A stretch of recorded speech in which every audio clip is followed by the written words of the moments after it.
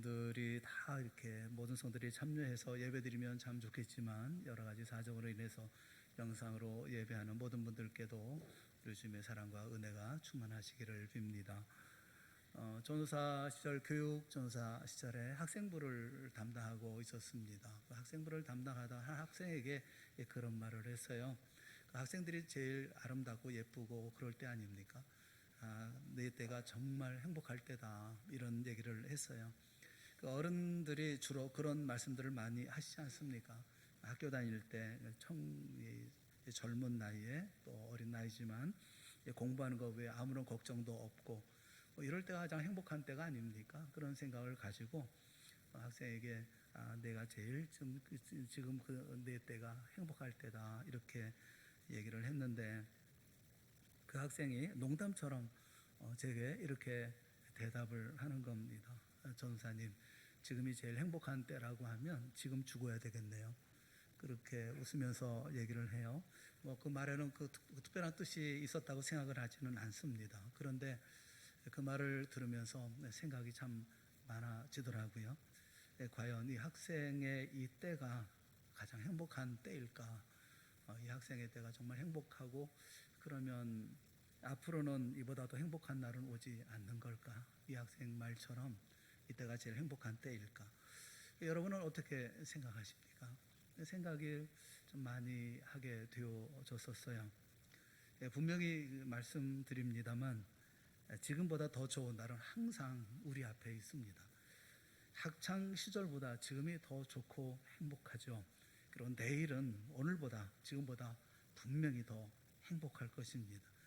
주님이 우리에게 더욱 행복한 날을 주실 것이기 때문에 그렇습니다. 지금보다 더 행복한 날이 우리를 기다리고 있다고 하는 것에 대한 소망을 우리는 버리지 말아야만 합니다.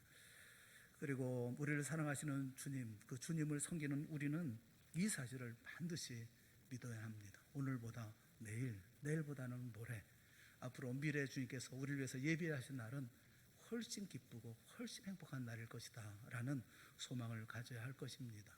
오늘 우리가 읽은 본문은 앞으로 더는 행복할 날이 없을 것이라고 생각하는 한 여인의 이야기를 우리에게 들려주고 있습니다. 간단하게 배경을 말씀드리면 이스라엘은 하나님의 택한 백성으로 하나님을 섬기며 살아야 되는데 하나님 대신에 우상을 섬겼죠. 하나님께서 많은 선자를 보내셨습니다. 그래서 그들에게 우상 숭배를 멈추라, 또 우상 숭배로부터 돌아오라 라고 말씀하셨지만 이스라엘 백성은 돌아오지 않았습니다.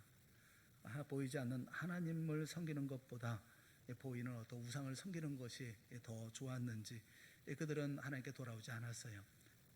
결국 하나님은 이스라엘에게 징계를 내리셨습니다. 그 징계는 3년 동안 비를 거두시는 것이었어요. 엘리야 선지자를 통해서 이 땅에 3년 동안 비를 주지 않겠다, 그렇게 말씀하셨습니다. 드디어 기근이 시작되었고 많은 사람들이 기근에 허덕이기 시작했습니다. 하나님은 자신의 종 엘리야를 굶지 않도록 그 사이에 그리 시냇가에 숨기셨죠. 흐르는 시냇물을 마시게 하셨고 또 까마귀들이 아침 저녁으로 떡과 고기를 가져와서 그래서 굶주리지 않게 했습니다. 그런데 얼마가 지난 후에 그 시냇물마저 말라버리고 말았던 것입니다. 그러자 하나님께서 엘리야에게 말씀하셨어요. 너는 시돈 땅에 있는 사르밧이라는 마을로 가서 머물라. 그곳에 살고 있는 과부에게 명령해서 내게 음식을 주게 하였느니라, 이렇게 말씀을 하셨습니다. 엘리야는 자리를 털고 일어나 먼 길을 떠났죠. 마침내 시돈 땅에 있는 사르밧이라는 마을에 이르렀습니다. 거기서 나뭇가지를 줍고 있는 한 여인을, 한 과부를 만났어요. 처음 생명부지의 사람이죠. 이름도 모르고. 그런데 그 과부는 아들 하나 데리고 사는 가난한 부인이었습니다. 엘리야가 나뭇가지를 줍는 그녀를 보고 가서 나를 위해서 물 한 그릇 떠다 주지 않겠느냐, 이렇게 청합니다. 비가 없고 온 천지에 물이 마르고 또 자신도 시냇물이 말라서 더 이상 마실 물이 없어서 여기까지 왔는데 여인에게 무슨 물이 또 있었겠습니까마는, 그런데 이 여인은 묻지도 않고 다시 물 한 그릇을 가져오려고 돌아섭니다. 그런데 엘리야가 다시 부탁을 하는 겁니다. 물을 가져올 때 물만 가져오지 말고 떡 하나도 구워가지고 가져오라 라고 얘기를 했어요. 그랬더니 이 과부가 하는 말이에요. 우리에게는 구워놓은 빵도 없고 떡도 없습니다. 단지 이 기근에 가루 한 움큼, 그저 얼마 되지 않는 작은 양의 가루와 그것을 구워 먹을 수 있을 만큼의 몇 방울의 기름밖에는 남아있질 않습니다. 아껴서 남겨놓았는데 이제는 더 이상 견딜 수 없어서, 그래서 오늘 이렇게 나무를 주어서 그 가루를 반죽해가지고 떡을 구워서 아들하고 나하고 둘이서 먹고 그 다음에는 죽으려고 하는 것입니다. 이렇게 얘기를 하는 것입니다. 낙심이죠. 좌절이죠. 절망이죠. 내일에 대한 아무런 소망도 없고 체념하고 또 포기한 그런 모습이었습니다. 그러자 엘리야가 이야기하는 것이 13절이에요. 그런 여인을 향해서 엘리야가 13절에 이렇게 얘기합니다. 엘리야가 그에게 이르되 두려워하지 말고 가서 네 말대로 하려니와 먼저 그것으로 나를 위하여 작은 떡 한 개를 만들어 내게로 가져오고 그 후에 너와 네 아들을 위하여 만들라. 중요한 말씀은 그 다음 절입니다. 14절입니다. 14절 말씀을 우리 다 같이 함께 봉독해 보겠습니다. 시작. 이스라엘의 하나님 여호와의 말씀이 나 여호와가 비를 지면에 내리는 날까지 그 통의 가루가 떨어지지 아니하고 그 병의 기름이 없어지지 아니하리라 하셨느니라.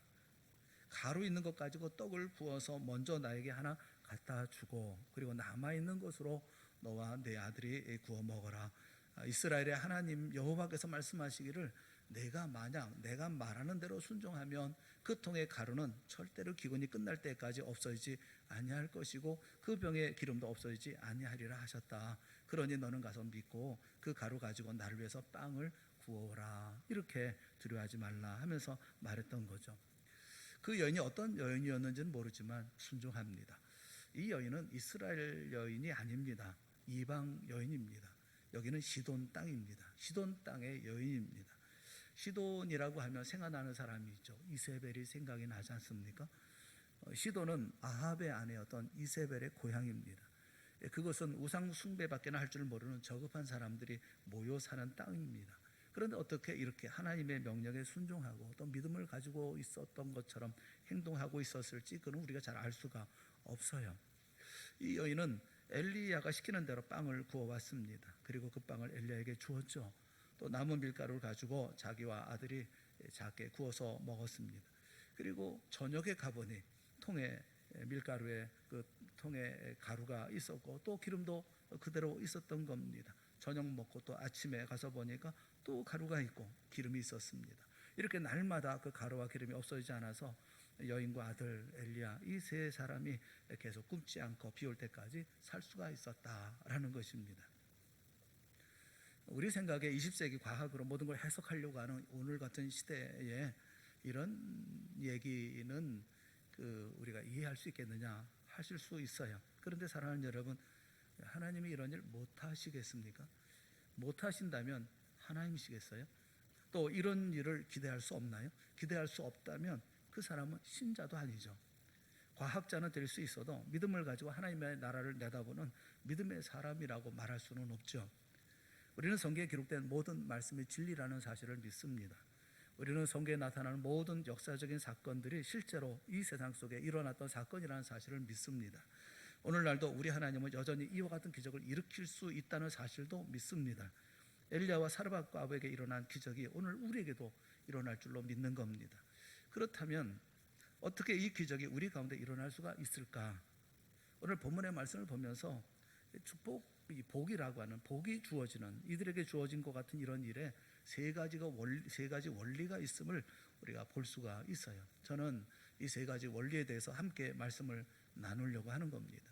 첫 번째 원리가 뭐냐면 모든 복의 원천은 하나님이라는 사실을 믿으라는 겁니다. 모든 복의 원천은 하나님이십니다. 모든 복의 공급원, 모든 복을 주시는 분, 그분은 하나님이라는 겁니다. 모든 복의 원천이라고 하는 하나님의 모든 복의 원천이라는 것을 철두철미 믿어야 한다는 겁니다. 이것이 축복의 제1원리, 원리 중에 첫 번째 원리인 거예요. 여러분, 엘리야를 먹이고 마시게 한 것은 하나님이지 까마귀가 아닙니다. 과부도 아닙니다. 그 통은 또 신비로운 통이 아닙니다. 마술처럼 계속해서 그 가루가 나오는 그런 통이 아니라 그저 우리 집에 있는 것과 평범한 똑같은 통입니다. 그 안에 있던 밀가루도 신비로운 밀가루가 아닙니다. 과부나 까마귀는 하나님이 사용하는 도구였고, 그리고 밀가루와 기름도 하나님이 사용하신 수단이었습니다. 밀가루가 엘리야를 먹여 살린 것도 아니고 까마귀나 과부가 엘리야의 생명을 연장시켜 준 것도 아닙니다. 누구든지 성경을 보면 알 수 있지 않습니까? 그 배후에 하나님이 엘리야를 살렸고 엘리야에게 필요한 것을 공급하셨다고 분명히 말씀하고 있지 않습니까? 성경을 우리가 주위에서 보면 성경에서 말씀하고 있는 위대한 믿음의 선배들의 특징 하나는 보이지 않는 하나님을 자기의 모든 생명의 원천으로 보았고, 보이지 않는 하나님을 자기에게 주어지는 모든 복의 원천으로 보았고, 그렇게 믿고 있었다는 것을 알 수가 있습니다. 눈에 보이는 것에 끌려다니지 아니하고 보이지 않는 하나님을 내 모든 삶의 공급원, 내 모든 삶의 원천으로 믿었다는 것을 우리가 알 수가 있어요. 여러분 욥을 보세요.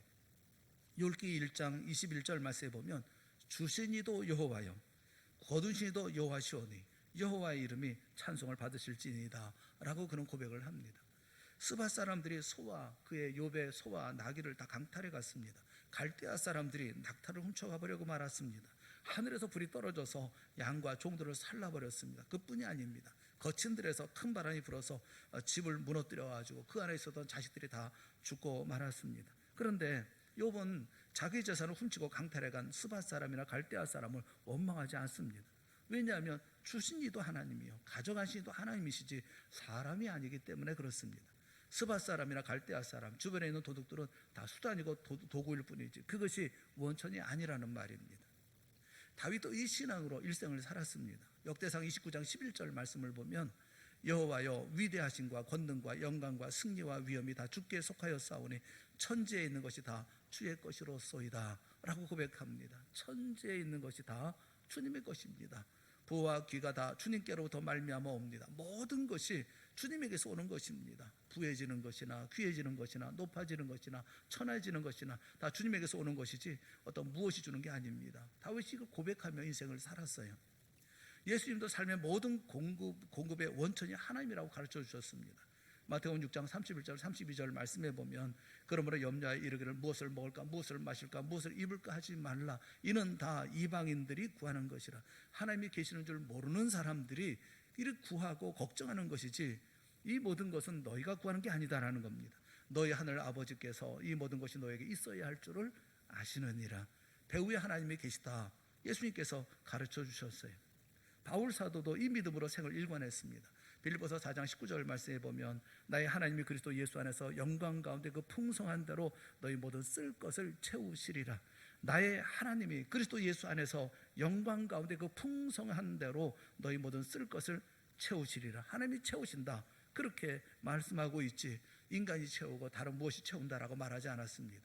나의 모든 쓸 것, 나의 모든 쓸 것, 이 세상의 모든 것은 다 하나님이 주시는 것이지 인간이 주는 것은 아니다.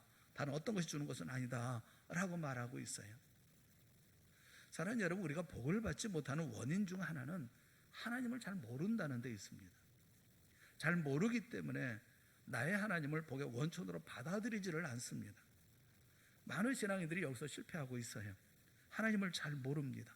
하나님을 잘 모르니 신뢰할 수가 없고 신뢰할 수 없으니 하나님보다 다른 것을 의지하는 거죠. 인간을 의지하거나 어떤 수단이나 방법을 더 의지하게 되지 하나님께 전적으로 나와서 모든 것을 맡기지를 못합니다. 우리의 문제가 무엇이냐 하면 내가 아버지라고 부르는 하나님이 어떤 분인지를 정확하게 알지 못해서 그래서 많은 실수를 저지르고 어떤 면에서는 삶의 실패를 한다는 것입니다. 여러분은 하나님을 더 의지하십니까? 친구를 더 의지하십니까? 여러분 하나님을 더 믿습니까? 친구를 더 믿습니까? 이 친구하고 이 사람하고 사이가 나빠지면 절대로 안 돼. 그러면 나에게 손해가 막심하기 때문에 큰일 나. 그러면서 하나님하고 나하고의 사이가 나빠지는 것에 대해서는 별로 그렇게 관심을 갖지 않습니다. 친구 관계, 인간 관계만 잘 가지면 모든 것이 다 이대로 잘 진행되어질 것이라고 생각합니다. 그 좋은 친구들 때문에 망신당하는 경우가 참 많아요. 여러분 나의 사업, 나의 비축된 재산 이런 것들이 나를 행복하게 하고 나의 복의 원천이라고 생각하는 것은 미련한 겁니다. 배후에 하나님이 계신 줄 모르기 때문에 그러는 겁니다. 성도들 가운데도 믿음이 좋은 것 같은데 헌금 얘기만 나오면 얼굴이 어두워지는 분들, 그런 분들이 계셔요. 나의 생명, 나의 부의 원천이 하나님께 있다는 것을 잘 믿지 못하시는 것 같아요.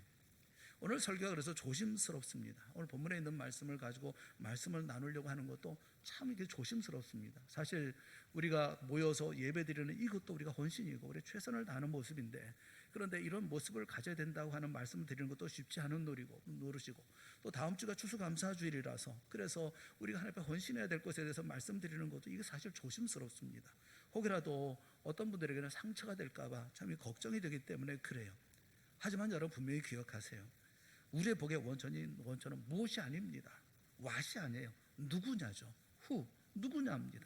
우리의 모든 생을 지배하는 원천은 무엇이 아니에요. 누구냐입니다. 누구입니까? 하나님입니다. 살아계시는 만유의 주가 되시는 모든 복의 원천이 되시는 하나님이지, 내가 가지고 있는 물질이거나 내가 믿는 친구의 우정이나 의리, 그런 게 아닙니다. 하나님이에요. 이런 하나님을 믿는 자에게 우리 하나님은 굉장한 역사를 이루어 주십니다. 마태복음 19장 26절 말씀해 보면 예수님께서 그렇게 말씀하셨어요. 예수께서 그들을 보시며 이르시되 사람으로는 할 수 없으나 하나님으로서는 다 하실 수 있느니라. 상식적으로 보이진 않아요. 이게 어떻게 가능합니까? 저희들이 물었을 때 예수님께서 말씀해 사람으로는 할 수 없어. 그러나 하나님은 할 수 있어. 여러분, 하나님은 다 하시는 분인 거예요. 하나님을 믿고 의지하고 삶의 원천으로 삼는 사람이 그래서 복을 받는 겁니다. 마음속에 이 문제를 가슴속 깊이 담아두시기를 주님의 이름으로 축원합니다. 하나님이 우리 모든 삶의 원천이라는 사실을 믿으십시오. 여러분, 하나님의 자녀와 하나님의 백성 아닙니까? 하나님 믿고 섬기는 사람들 아니십니까? 오늘도 살아 역사하시는 하나님이 이 모든 일들 가운데 섭리하시고 역사하신다는 사실을 믿는 여러분들 아닙니까? 그렇다면 우리의 모든 삶의 원천, 모든 삶의 복의 모든 진원, 그리고 모든 것을 다 인도하시는 분이 하나님이라는 사실을 믿는 것이 첫째 원리죠. 두 번째 원리가 있어요. 두 번째 원리는 하나님께 먼저 드리라는 겁니다. 하나님께 먼저 하나님께 드리라는 거예요. 하나님이 과부에게 남아있는 밀가루, 기름, 이 모든 것을 다 내놓아라, 이렇게 말씀하고 있는 것이죠. 엘리야는 하나님의 대리자가 아닙니까? 이제 한 움큼의 밀가루, 또 조금 남은 기름, 그것이 전부인 사람에게 이것을 가지고 내놓으라는 것입니다. 생각해보면 세상에 이것처럼 잔인한 일도 없을 것 같아요. 이제 먹고 죽으려고 하는 겁니다. 그 마지막 것을 내놓으라고 하는 거예요. 다시 말하면 하나님께 먼저 드리라는 겁니다. 그래서 이 여인은 그런데 하나님께서 하나님 앞에 이 모든 것을 드립니다. 그 결과 어떻습니까? 한 끼 먹고 죽으려고 했어요. 그런데 거의 한 2년 반을 그 식구와 엘리야가 살아남도록 만드는 원천이 되었습니다. 몇 배로 불어나는지 계산할 수가 없죠. 한 끼 먹고 끝날 것이 무려 2년 반 동안이나 하루 3끼씩 먹고 남았다면 이거 얼마나 불어난 겁니까? 하나님이 그렇게 만들어 주셨던 거죠. 먼저 하나님께 드리라는 거예요. 하나님께서 그러면 주신다는 거예요. 여러분, 아브라함에게 일어난 일을 우리가 잘 알지 않습니까? 하나밖에 없는 외아들을 바치라 하십니다. 그 잔인한 일 아닙니까? 그 얼마나 기다렸습니까? 75세 때 말씀하시고 100세에 나왔습니다. 25년 기다려서 나온 아들입니다. 100세. 그래 나온 아들을 바치라고 하십니다. 아들이 둘, 셋, 혹은 10명, 20명 이렇게 된다면 그래도 어렵겠습니다. 다 어렵겠지만 단 하나밖에 없는 아들, 이제는 더 이상 나올 수도 없는 아들인데 하나님께서 바치라고 하십니다. 아브라함이 바치죠. 그렇게 바쳤더니 하나님이 창세기 22장 17절에 뭐라고 약속하십니까? 내가 네게 큰 복을 주고, 그렇게 말씀하셔요. 복을 줘도 그냥 복이 아니라 큰 복을 주겠다. 또 내 씨가 크게 번성하여, 적게 아니라 적당히 아니라 내 씨가 크게 번성하여 하늘의 별과 같고 바닷가의 모래와 같게 하리니 라고 약속을 하십니다. 나에게 마지막이다 라고 생각하는 거 하나님께 드리니까 하나님이 그것을 얼마나 크게 만들어 다시 주신 것입니까? 예수님 앞에 나왔던 많은 무리들이 있어요. 그 가운데 어린아이가 있었습니다. 도시락으로 보리떡 5개와 물고기 2마리를 가지고 있었어요. 많은 사람들이 먹지 못해 줄이고 있었습니다. 하지만 아이에게도 이 도시락은 집에 돌아갈 때 힘이 되기 위한 마지막 음식이었습니다. 주님은 그 어린아이 것을 받으셨어요. 어린아이는 그것을 주님께 내놓았습니다. 그랬더니 남자만 5,000명이 먹고 12바위가 남는 큰 기적을 체험했습니다. 여러분, 예수님의 생활 스타일은 주는 거예요. 받는 분이 아니에요. 마태복음 20장 28절에 보면 인자가 온 것은, 예수님께서 온 이유가 뭐냐면 섬김을 받으려 함이 아니라 도리어 섬기려 하고 자기 목숨을 많은 사람의 대속물로 주려 함이니라. 주기 위해서 오셨어요. 주님은 말씀하시기를 주는 것이 받는 것보다 복이 있다, 그렇게 말씀하셨습니다. 제 아들이 어린 나이에 도시락을 가져왔을 때 오히려 주님께서 크게 야단치지 않았을까? 그런 생각이 들지 않습니까? 그래, 가져올 게 없어가지고 어린 나이 것을 빼앗아 왔어? 이렇게 말입니다. 그런데 예수님이 그 어린 나이에 도시락을 받으십니다. 그리고 축사하십니다. 그리고 거기 모이는 모든 사람에게 나누어 주셨습니다.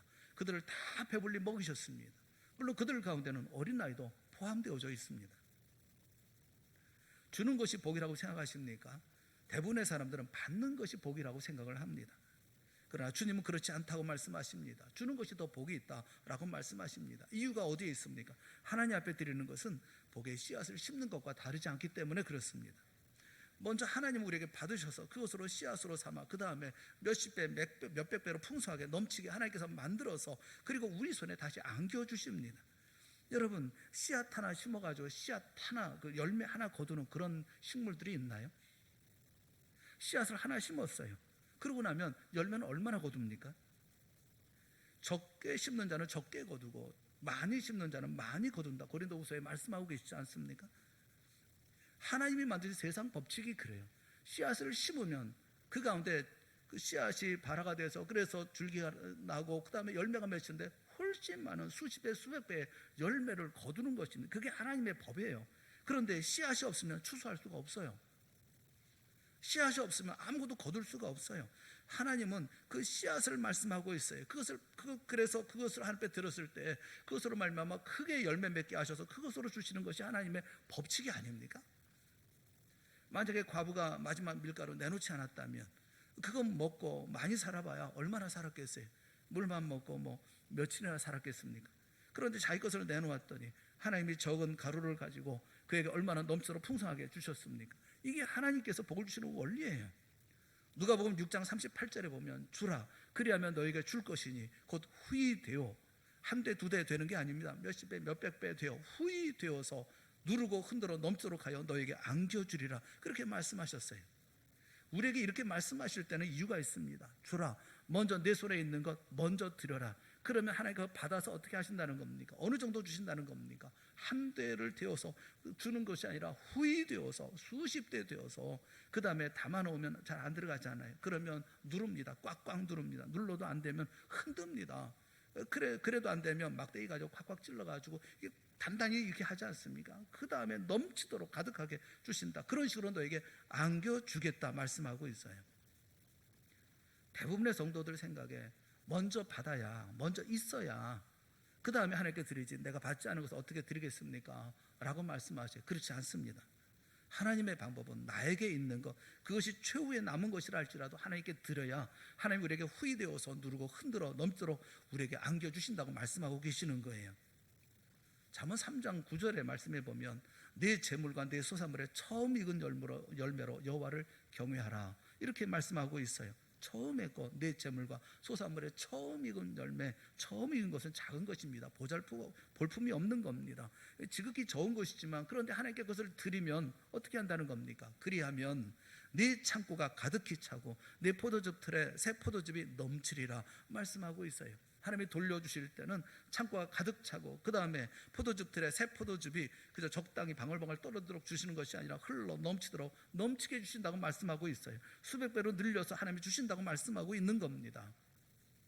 그런데 여러분, 오늘 우리가 이 기적을 체험하지 못하는 이유가 있어요. 우리는 내놓지 못하기 때문에 그렇습니다. 드리라고 할 때 드리지 못하기 때문에 그렇습니다. 하나님께 드리지를 못합니다. 그렇지 못하는 이유가 있어요. 하나님이 하시는 일이란 참 묘하기 때문에 그래요.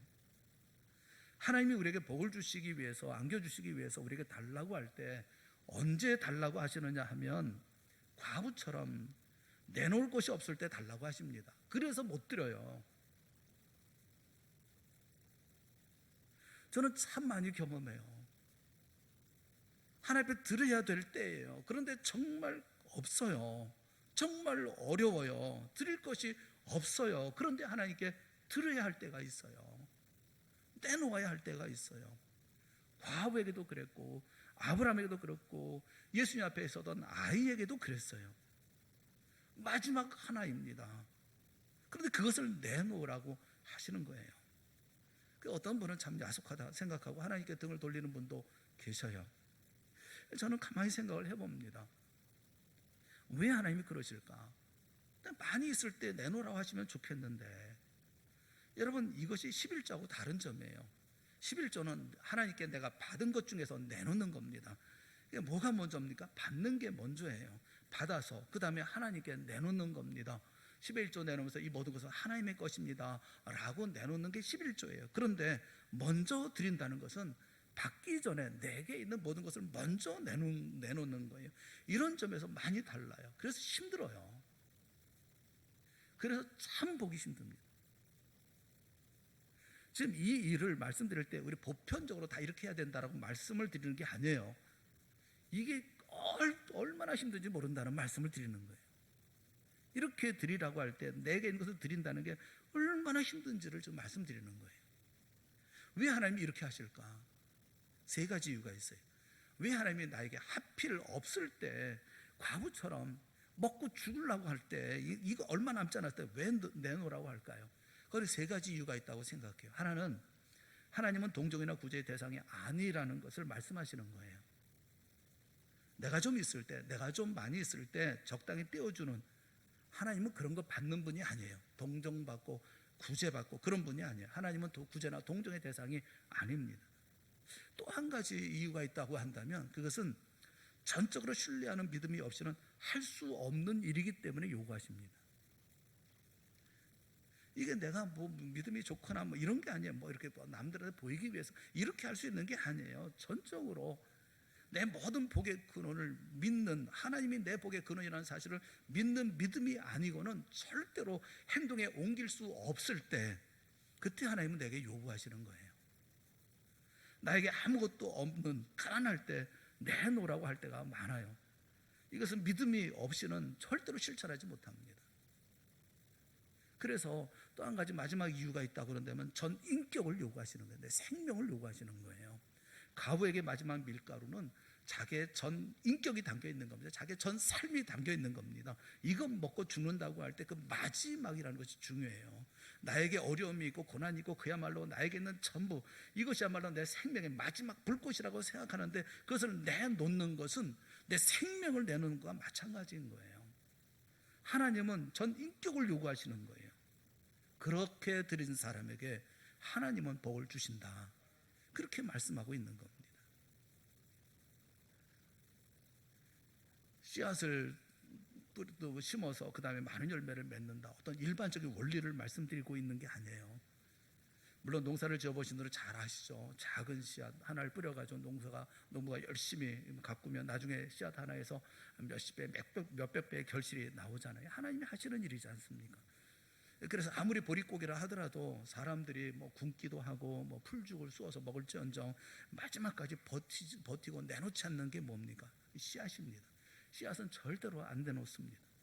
뭐 굶고 뭐 굶어도 씨앗까지 먹어치우는 사람 별로 못 봤어요. 이것은 종자예요.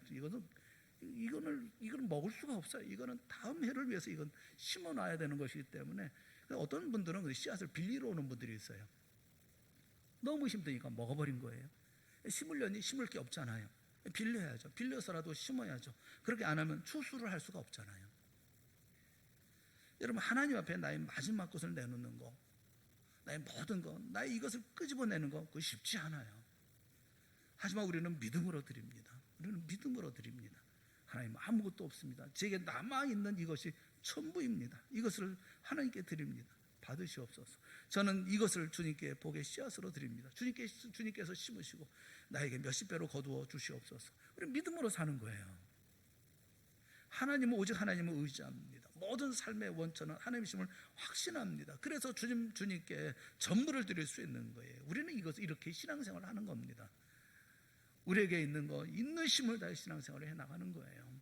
코로나19가 어떻게 될지 알 수가 없어요.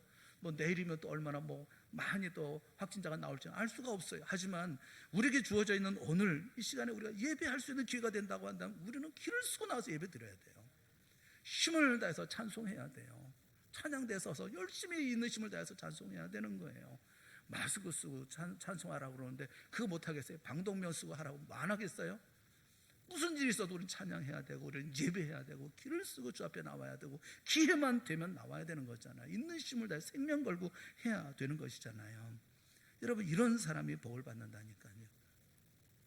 이렇게 주님께 내 모든 걸 드리는 분께 우리 주님 우리가 기대한 것보다 훨씬 초월한 천배나 만배나 갚아주시는 놀라운 역사를 베풀어 주십니다. 사랑하는 여러분, 우리 동산의 모든 성도들이 이와 같은 믿음의 소유자들이 다 되어질 수 있기를 주님의 이름으로 축원합니다. 하나님이 우리의 모든 복의 원천한 사실을 꼭 믿으십시오.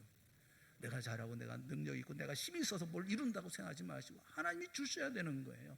여러분 코로나19 때 살아보셨잖아요. 가게 문을 열고 사람이 들어오지 않으면 어떻게 합니까? 내가 어떤 수단으로 사람을 끌어들일 수가 있나요? 안 되잖아요. 하나님이 보내주시지 않으면 안 되잖아요. 삶이 그렇게 살아가는 것을 여러분 경험하잖아요. 이 모든 복의 원천은 하나님이 주시는 거예요. 그렇다면 내 모든 것을 하나님께 드려서 하나님께서 심어 그래서 많은 열매를 거둬 내게 주신다고 하는 사실을 내가 보는 거, 내가 믿고 확신하고 그래서 주 앞에 드릴 수 있다고 하는 거, 내가 드리려고 하는 거, 그 소중한 일 아닙니까? 이게 믿음 생활 아닙니까? 우리 모두가 이런 믿음 생활에 나가고 이런 신앙의 삶에 놀라운 복을 누리는 우리 모두가 될 수 있었으면 참 좋겠어요. 마지막으로 한 가지만 더 말씀을 드릴게요. 세 번째 원리는 기적을 기대하는 겁니다. 기적을 기대하는 거. 과부와 아들은 반신반의했을 겁니다. 반신반의. 이거 믿어도 될라나? 아니 믿을 만한 건가? 과연 엘리야가 말한 것처럼 이 가루와 밀가루 그 기름을 다 쓰고 나면 과연 하나님이 이 가루를 없어지지 않게 하실까? 기름이 없어지지 않게 하실까? 아마도 저녁에 가보고 또 가서 보면 또 확인하고 아침이 되면 또 가서 확인해보고 점심때 가서 또 확인해보고 저녁때가 되면 또 확인해보고 때만 되면 가서 열어보고 했을 거예요. 밀가루통도 열어보고 기름통도 열어보고 진짜 있나 없나 확인했을 거 아니겠어요? 여러분 이렇게 기적을 기대하는 생활을 2년 반 동안 계속하지 않았겠습니까? 하나님이 주셨구나. 하나님이 거짓말하지 않으셨구나. 하나님께서 이렇게 나에게 주셨구나. 이 기적을 날마다 이 모자는 체험하며 살지 않았겠어요? 만약에 하나님께 먼저 드리지 않았다면 아무런 기적도 기대할 수가 없죠. 가루통을 왜 열어봅니까? 기름통을 열어볼 이유가 뭐갑니까? 뿌리지 않은 자가 어떻게 추수를 기대할 수가 있겠어요? 씨앗을 아끼지 않고 먹어치운 사람이 어떻게 가을을 기대할 수가 있겠습니까? 물론 드림이 없다 할지라도 저는 믿어요. 우리 주님이 우리를 사랑하셔서 늘 필요한 일용할 양식을 채워주십니다. 우리는 그걸 은혜라고 해요. 하지만 여러분 하나님께 먼저 드린 사람은 기대하며 삽니다. 하나님 베푸실 기적을 기대하며 삽니다. 그래서 성도의 삶은 흥분이 가득한 생활인 거예요. 한마디로 스릴이 넘치는 생활이죠. 모험하는 생활이죠. 보이지 않는 하나님을 내 생의 복의 원천으로 바라보고 삽니다. 그게 스릴이 넘칩니다. 없는데도 하나님께 먼저 드리는 이는 스릴이 있는 거죠. 먼저 들어놓고 하나님께서 얼마나 크게 나에게 돌려주실까 기대하고 바라는 이게 스릴이 넘치는 삶이잖아요. 뭐 스릴이라고 그러니까 좀 그렇습니다만은 이런 말을 삶의 역동성이라고도 말할 수가 있을 것이고 내일에 대한 큰 소망이라고도 말할 수가 있을 것이고 강한 믿음과 확신의 긍정적인 삶을 만들어준다고 말할 수도 있을 거예요. 어쨌든 크리스천의 삶은 생동감 있는 삶을 살게 되어질 거예요. 내일에 대한 기대가 남다를 거예요. 내가 드렸으니까요. 하나님께 드렸으니까요. 그리고 난 다음에 내일 하나님께서 나에게 어떻게 갚아주실 것인지 어떻게 채우실 것인지 나를 어떤 길로 인도하실 것인지에 대한 소망을 가지고 설렘을 가지고 하루를 시작하지 않겠어요? 심은 사람은. 여러분 농사 져봤잖아요. 씨앗 뿌리고 난 다음에 어떻게 합니까? 매일 가서 보잖아요. 나나 안 나나 잘 나나 안 나나 여러분 보잖아요. 싹이 나면 그 다음에 줄기가 커지고 나무가 커지고 열매가 맺히는 거 보면 얼마나 행복합니까? 기대가 있죠. 내일은 기대가 있잖아요. 안 심었으면 무슨 기대가 있어요? 여러분의 인생이 여러분의 계산한 대로 인생이 돌아갑니까? 지금 여러분의 계획한 대로 살고 계십니까? 우리 가운데 그렇게 대답할 수 있는 사람은 한 사람도 없어요. 여러분의 계산대로 저의 계산대로 인생이 돌아가지 않습니다. 세상은 하나님의 원칙대로 돌아갑니다. 모든 복의 원천은 오직 하나님이신 거예요. 트럼프가 대통령이 되든 바이든이 대통령이 되든 너무 걱정하지 마세요. 결국 세상을 움직이시는 분은 우리 주님이시니까요. 이것을 알고 하나님께 먼저 드리는 자가 복을 받습니다. 흔들어 누르고 넘치게 하여 안겨주시는 거예요. 사랑하는 여러분, 크리스찬이 된다고 하는 것은 가장 기본적인 생활 개념이 바뀌는 겁니다. 죄로 인해서 인간들의 생활 방식이 몽땅 달라져 버리고 말았어요. 동으로 가야 할 것이 서로 가버리고 말았습니다. 주는 것이 복인데 모두 받는 것이 복으로 알고 있어요. 심어야 거둘 터인데 심자고 거두는 것을 대박이라고 알고 있고 복으로 알고 있어요. 하나님 떠나 살면 자기만 보이고, 하나님 떠나 살면 세상 사는 원리가 아니라 자기 욕심만 이루는 이기적인 삶의 인생을 살게 될 뿐인 것입니다. 성령께서 우리 가운데 찾아오셔서 이 시간 참 복의 원천이 하나님이라는 사실을 가르쳐 주실 수 있기를 바랍니다. 받는 것보다 주는 자가 복이 있다는 것을 깨닫고 먼저 주는 자가 되는 우리 모두가 될 수 있기를 바랍니다. 그래서 매일매일 기적을 체험하는 우리 모두가 될 수 있기를 바라고, 우리의 모든 삶이 내일에 대한 소망으로 가득 찬 그런 설렘 있는 인생이 되어질 수 있기를 주님의 이름으로 축원합니다. 축복의 원천은 하나님이에요. 하나님께 드리기를 아까워하지 마세요. 하나님께서 요구하시고 달라 하시면 먼저 드리세요. 오늘은 주님이 내게 어떤 인생을 살게 하실까, 그래서 기대하며 하루하루를 시작하는 우리 모두가 될 수 있기를 바랍니다. 하나님이 반드시 우리 주님이 누르고 흔들어 넘치도록 채워주실 줄을 믿습니다. 그런 신앙생활하는 우리 동산의 모든 성도들이 다 되어질 수 있기를 주님의 이름으로 축원합니다. 함께 기도하겠습니다. 사랑하는 하나님 아버지, 우리에게 은혜를 베풀어 주시옵소서. 우리의 눈을 열어 주시옵소서. 귀를 열어 주의 음성을 듣게 하여 주시옵소서. 오직 주님만 바라보게 하여 주시옵시고 주 앞에만 나아가게 하여 주시옵소서. 우리 삶의 원천이 우리 주님이라는 사실을 잊지 않게 하여 주시옵시고 주 앞에서 주님께 드리며 주님과 공유하며 주께서 주시는 것으로 만족하며 기뻐하며 행복해하며 생기 있는 삶을 살게 하시고 생명력 있는 삶을 살게 하시고 내일에 대한 기쁨과 소망을 바라보며 살아가는 우리 성도들 모두가 되어질 수 있도록 이 시간 큰 은혜 베풀어 주시고 깨달음도 허락하여 주시옵소서. 예수님의 이름으로 간절히 기도드리옵나이다. 아멘. 우리 다 같이 자리에서 일어나셔서 588장